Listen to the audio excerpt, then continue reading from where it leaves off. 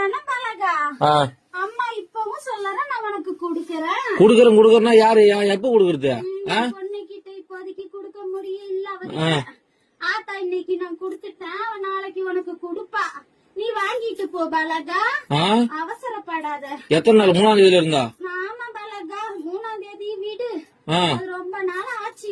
விடு, நீ ஈஸியா சொல்ற. வீட்டுல உட்காந்து விடு, நான் போய் பேச்சு வாங்க பணத்துக்கு.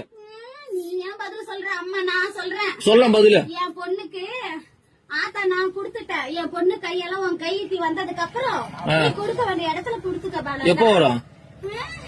என் பொண்ணு கையில இருந்து பணம் எப்ப நீ வாங்குறியோ அப்ப உன் கைக்கு வந்து சேரும். இது பேர் பதிலா? ஆத்தா நான் சொல்றது அதுதான். அம்மா என்ன சொல்ற? ஆத்தா அம்மா இன்னைக்கு கொடுத்திருக்க, நாளைக்கு என் பொண்ணு கையால நீ வாங்கிட்டு போ பாலகான்னு சொல்றேன். நாளைக்கு?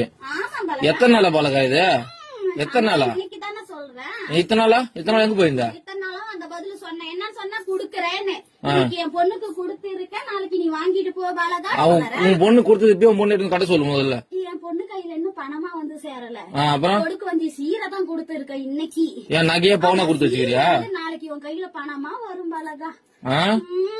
லோனை வாங்கி போட்டு இது ஒரு கதை. லோன் இல்ல, வாங்கின கடனுக்கு தான் எங்க அண்ணனுக்கு நீயே வட்டி கட்டிக்கிட்டு வர. தெரியாதா?